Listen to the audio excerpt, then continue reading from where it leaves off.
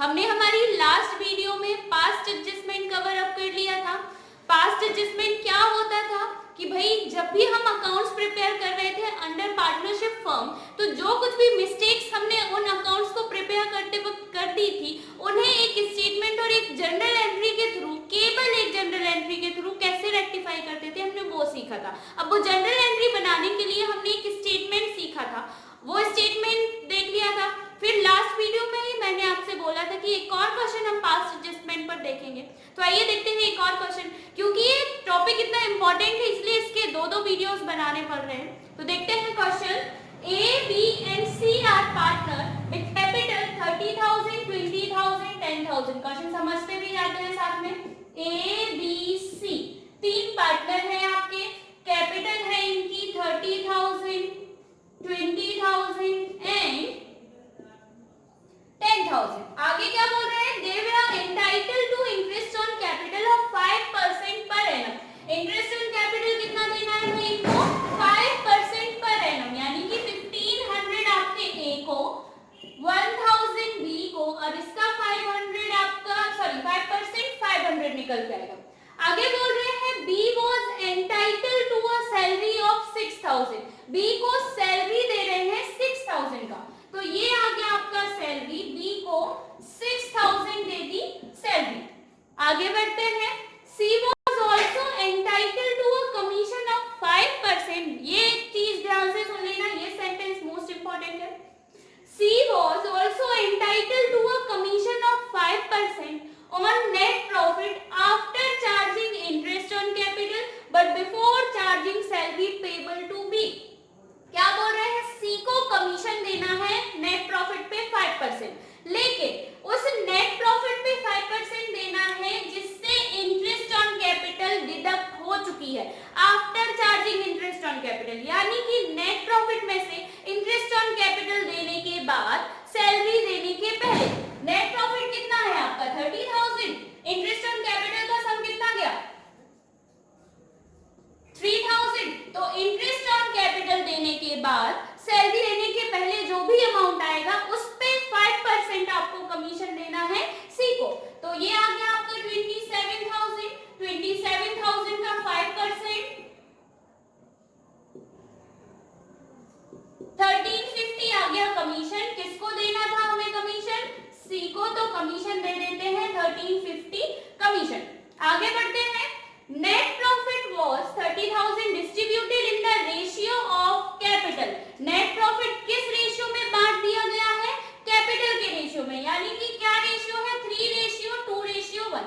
किस रेशियो में बांट दिया है इसको? 3:2:1 में।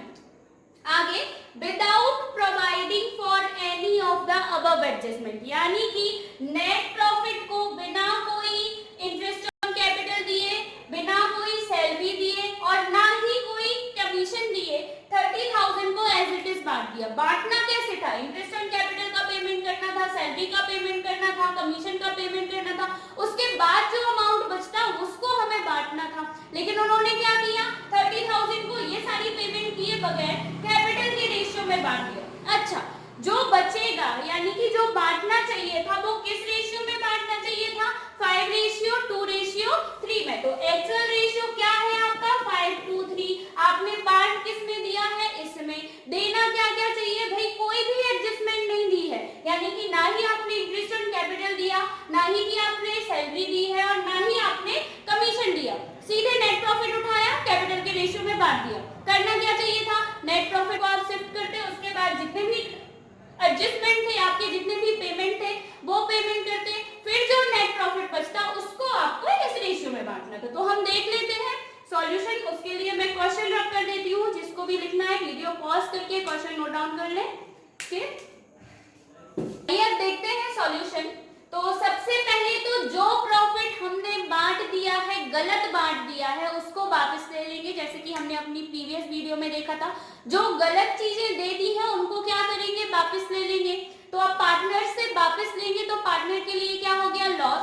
और कंपनी के पास वो चीजें वापस आ रही हैं तो कंपनी को इनकम। जिनके लिए लॉस है उनके डेबिट साइड पे, जिनके लिए इनकम है उनके क्रेडिट साइड पे। तो हमने 30,000 प्रॉफिट को 3:1 रेशियो में डिस्ट्रीब्यूट कर दिया।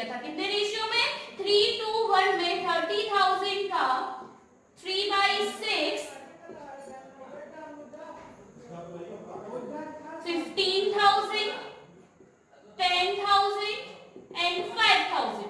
ये हमने गलत डिस्ट्रीब्यूट किया था, तो इसको क्या करेंगे, वापस लेंगे। तो प्रॉफिट wrongly distributed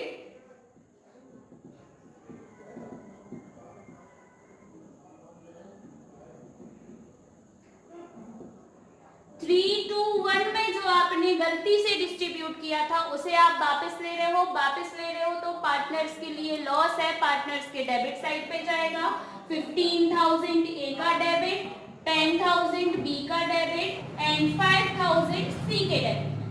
कंपनी के पास वापस आ रहे हैं 30,000, तो कंपनी के लिए इनकम है, कंपनी के क्रेडिट साइड पे 30,000।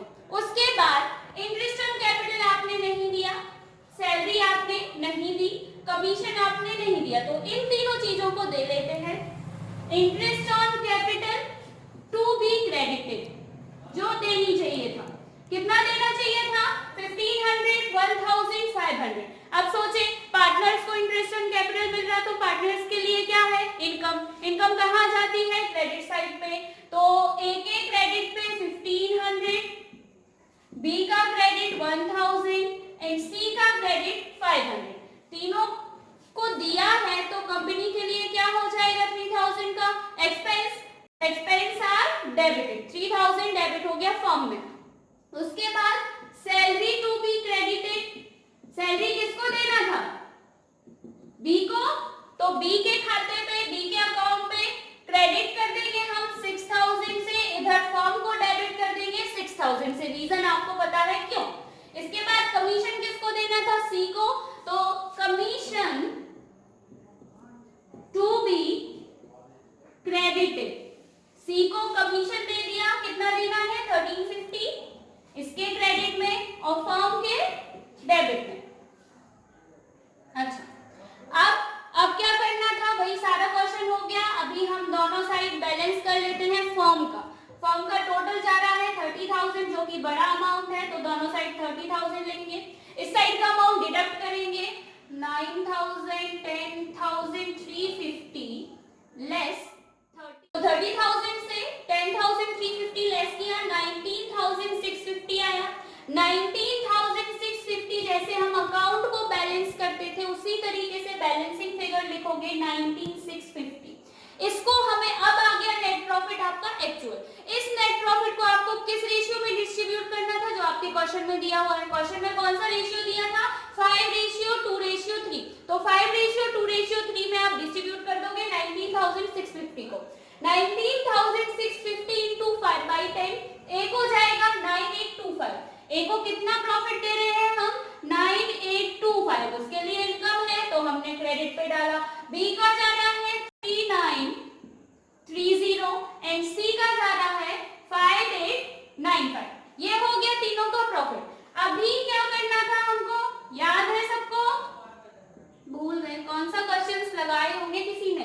अच्छा चलो, इनका समेशन करना था सारे अकाउंट्स का, डेबिट का डेबिट साइड, क्रेडिट का क्रेडिट साइड। यहाँ पर आपको बैलेंस नहीं करना है, केवल टोटल करना था।